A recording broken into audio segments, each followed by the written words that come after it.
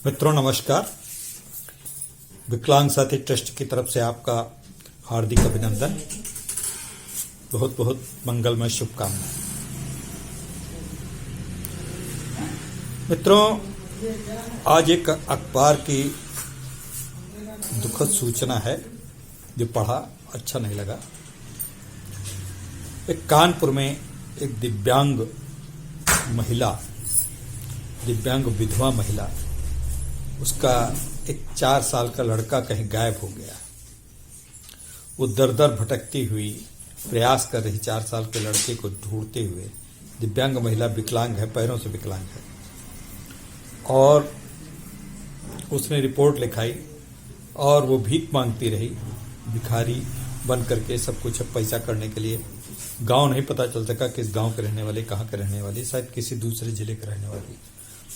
उससे पुलिस वालों ने जो भी उसने 1-2 महीना 3 महीने में जो भी कमाया होगा, 2000, 4000, 5000 रुपए की पता नहीं कितना, लेकिन उन्होंने उससे बच्चे को ढूंढने के नाम पर डीजल का खर्चा, गाड़ी के डीजल का खर्चा उससे मांग लिया। ये कितना मतलब दुखद और कितनी पुलिस की संवेदनहीनता का परिचायक है, मैं समझता हूं। खैर, इस पे डीआईजी कानपुर को लिखा गया है, पेपर में, अखबार में लिखा है कि डीआईजी से संपर्क किया गया, डीआईजी इसकी जांच कर रहे हैं। खैर, जांच में क्या होता है, जांच में सिद्ध नहीं हो पाएगा कि उसने पैसा दिया है, क्या लिया। पुलिस वाले सरकार इतने तो सज्जन है नहीं कि वो बता दें कि नहीं हमने सर लिया था पैसा, ऐसा नहीं हो सकता। वो तो सब जांच में रफा दफा हो जाएगा। लेकिन हमारी संवेदनाओं के ऊपर एक बड़ा प्रश्न चिन्ह है, चाहे हम पुलिस में हों, चाहे प्रशासन में हों, चाहे व्यवस्था में हों, चाहे हम समाज के एक अंग हो। हम इतने निष्ठुर हो गए हैं, इतने कठोर हो गए हैं कि हमें किसी के प्रति संवेदन होने की आवश्यकता ही नहीं रही। खैर मित्रों, कल केंद्रीय बजट आया। बजट में बहुत अच्छी अच्छी घोषणाएं हैं, बहुत सब कुछ है, लेकिन दिव्यांगों के नाम पर एक भी शब्द नहीं। बड़ी आशा थी कि शायद केंद्रीय, बहुत पिछली बार अक्टूबर में कहा गया था, दिव्यांग कल्याण मंत्री का एक बयान था कि केंद्र सरकार इस बार से पेंशन केंद्रीकृत कर देगी और केंद्र की पेंशन बढ़ेगी, लेकिन नहीं बढ़ सकी। तो ये सब बातें हैं। खैर, हम तो इस बात के कायल ही नहीं कि पेंशन के लिए हम, लेकिन पेंशन बढ़ना चाहिए था, कुछ थोड़ी बहुत तो बढ़ना चाहिए था। Though I don't support the peoples for the getting a begging for the pensions only. ये हमारी एक अपील है कि हर व्यक्ति को सेल्फ डिपेंडेंसी की तरफ बढ़ना चाहिए। मित्रों, आज मंगलवार है, साथियों, आज मंगलवार है। मंगलवार क्यों दिन होता है कि आपके ईमेल का हम जवाब दें। पिछले कुछ दिनों से ये नियम टूटता जाता है, फिर चालू हो जाता है, क्योंकि हमारे पास जब ईमेल नहीं आते तो हम मंगलवार को कोई दूसरा वीडियो लगा देते हैं। लेकिन आज बहुत दिनों के बाद 2-3 मंगल को छोड़ करके आज हमारे पास बहुत सारे ईमेल हैं। रोहित कुमार पंजाब से लिखते हैं, पंजाब लुधियाना से लिखते हैं कि आपके कार्यक्रम से हमें एक बड़ी प्रेरणा मिलती है। दिव्यांगों के लिए भी लगता है कि कोई एक चैनल है जो दिव्यांगों की बात करता है, दिव्यांगों के लिए आगे बढ़ने के लिए, उनके लिए सतत समर्पित है। मुझे अच्छा लगता है। बहुत बहुत धन्यवाद। आप देखते रहें, आपको बहुत सारी बातें पता चलती रहेंगी। फिर आगे वो पूछते हैं कि क्या मैं अपना वीडियो बना करके यहाँ का भेज सकता हूँ। बिल्कुल, क्यों नहीं रोहित जी, मैं तो बार बार अपील करता हूँ कि आप अपने वीडियो बना करके भेजें। दूसरा पत्र मथुरा से है, संगीता निहलानी का। संगीता निहलानी जी लिखती हैं कि आपका 26 जनवरी पे प्रस्तुत किया गया कार्यक्रम बहुत ही अच्छा लगा। आपके एक जनपद शायद सीतापुर यूनिट का 26 जनवरी को कार्यक्रम बहुत अच्छा लगा है, और इस तरीके का कार्यक्रम आप जब प्रस्तुत करते हैं तो लगता है कि दिव्यांगम चैनल दिव्यांगों के बीच से अपनी बात प्रस्तुत करता है। जी संगीता जी, हम वास्तव में आप ही के बीच में हैं, आप ही के समुदाय से हैं, दिव्यांग हैं, हम भी हैं, और दिव्यांगों की बात करते दिव्यांगों के लिए समर्पित है। तो बहुत अच्छा लगा आपका ये बात कहना। एक मोहम्मद निशार इंदौर से पत्र ईमेल भेजा है। इन्होंने लिखा है कि आपने कमलेश मृदु कवि हैं, उनका एक कार्यक्रम इंटरव्यू साक्षात्कार प्रस्तुत किया था, बहुत अच्छा लगा। संभवतः मैं एक कवि सम्मेलन में उनको देख भी चुका हूँ। कमलेश मृदु जी के प्रति मेरी बड़ी आस्था, उनकी कविताएं मुझे अच्छी लगती हैं। मैं भी राष्ट्रवाद से जुड़ा व्यक्ति हूँ, यद्यपि मैं मुस्लिम हूँ, लेकिन फिर भी हमें अच्छा लगता है। बहुत बहुत शुक्रिया। आप इस तरीके से हम और भी लोगों को प्रस्तुत करेंगे। निश्चित रूप से कमलेश मृदु जी एक बहुत अच्छे व्यक्ति हैं, बहुत अच्छे कवि हैं और स्वयं दिव्यांग हैं। एक गृहिणी कमलेश कुमारी लिखती हैं, जहानाबाद,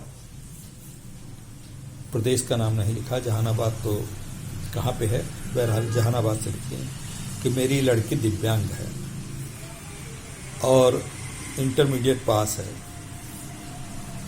एक एनजीओ में काम करके उसको 7,000 रुपये महीना मिलते हैं। मैं उसकी शादी करना चाहती हूँ। कोई दिव्यांग लड़का ऐसा हो जो हमारे घर पे रह करके हमारे लड़की का सहयोग कर सके, ऐसा कुछ बताइए। निश्चित रूप से आपके जहानाबाद से अगर कोई, अभी ये आप उत्तर प्रदेश से लिख रहे हैं या बिहार से लिख रहे हैं, कहाँ से लिख रही हैं, प्रदेश लिखना चाहिए। आप दोबारा लिखिएगा, पत्र ईमेल करिएगा, पूरा भेजिएगा। और मैं एक इंटर कॉलेज में प्रिंसिपल हूँ। ठीक है, तब तो आप बहुत बुद्धिजीवी हैं, प्रबुद्ध हैं। आपको अपनी पुत्री के विवाह के लिए चिंतित नहीं होना चाहिए, जरूर मिलेगा, लेकिन योग्य लड़के से ही करिएगा। ये नहीं कि आप उसको दायित्व समझ के किसी के भी साथ आप विवाह कर दें। विवाह में योग्य हो, समर्पण हो, एक दूसरे का सम्मान करते हों। और मेरी ये भी आपसे एक निवेदन है कि आप जाति पात धर्म का बहुत ज़्यादा उस पर अड़ंगे ना आने देना, थोड़ा बहुत उदारता रख के अपनी पुत्री की शादी करने के लिए प्रयास कीजिए। हम भी प्रयास करेंगे। एक चौधरी बसंत कुमार, ये हरियाणा से लेते हैं, हरियाणा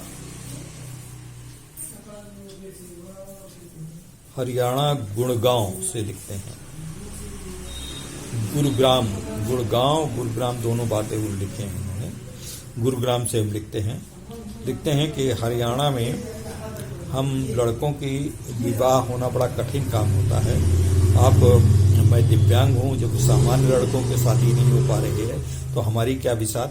तो मैं बड़ा निराश हूँ। अगर आप हमारा भी विवाह करवा सकें, मित्रों, हम प्रयास करेंगे। ऐसा निराश न होइए, सभी के लिए सब कुछ पहले से तय है। विवाह भी आपका होगा और जल्दी होगा। मेरी शुभकामनाएं हैं। पहले आप ये नहीं लिखा कि आप क्या करते हैं, आप आर्थिक रूप से मजबूत होइए। संभवतः आप कृषि करते हैं, क्योंकि कृषि का जिक्र किया है कि इतनी खेती है, उससे हमारा चल जाता है खान पान। तो इसलिए जो भी हो, आप निराश न होइए। इस प्रकार से ये एक रोहिताश कुमार जी लिखते हैं। उन्होंने एक कहानी संग्रह अपना बनाया है, उसको मुद्रण करवाना चाहते हैं, जिसके ऊपर वो विकलांग साथी ट्रस्ट से सहयोग की उम्मीद करते हैं। रोहिताश जी, आपने अगर कहानी संग्रह लिखा है तो वो आपको अपने आप ही अपने संसाधनों से उसको छुपवाने का प्रयास करना चाहिए। और देख लीजिए, विकलांग साथी ट्रस्ट के पास कोई ऐसा फंड नहीं है, कोई ऐसा मद नहीं है जहाँ पे हमारे आर्थिक संसाधन ज़्यादा हों, हम आपकी कोई आर्थिक सहायता कर सकें। हाँ, जब आपको छपवाएंगे तो थोड़ा बहुत अगर कुछ बन पड़ेगा तो थोड़ा बहुत हम लोग भी अपने विकलांग साथी ट्रस्ट से सहयोग करने का प्रयास करेंगे, लेकिन समूह रूप में आपको ही अपने अपने पैरों पे खड़े होकर के अपनी पुस्तक प्रकाशित करवाना होगा। तो ये हमारे ईमेल थे, आज के ईमेल के ये जवाब थे, और आशा करते हैं आप हमें आगे भी अपने ईमेल भेजते रहेंगे और ईमेल पे कुछ नया करने का प्रयास करिए। जैसे वीडियो बनाने की बात अभी उन्होंने कही, आप अपने वीडियो भेजिए, और अगर वीडियो अच्छे लगेंगे, उसमें मर्यादित और संयम और शिष्ट भाषा होगी और तथ्य अच्छे होंगे, तो हम निश्चित रूप से उसको अपने दिव्यांगम चैनल में शामिल करेंगे। हाँ, किसी राजनीतिक आलोचना न हो, किसी व्यक्ति विशेष की आलोचना न हो। आप समग्र में आलोचना कर सकते हैं, सरकार की आलोचना कर सकते हैं, प्रदेश सरकार की आलोचना कर सकते हैं, लेकिन सरकार की आलोचना और उसमें उनके किए गए कार्यों के प्रति संतुलन और उनकी तारीफ भी करें, तब तो ठीक है। खाली आलोचना करने के लिए आलोचना न करें, तर्कसंगत आलोचना करें, उसको मैं लूँगा। और कोई नया सुझाव हो वो भी लिखें। मैं बहुत ही आपके वीडियोस की प्रतीक्षा कर रहा हूँ। बहुत बहुत धन्यवाद। फिर कल मिलेंगे। नमस्कार।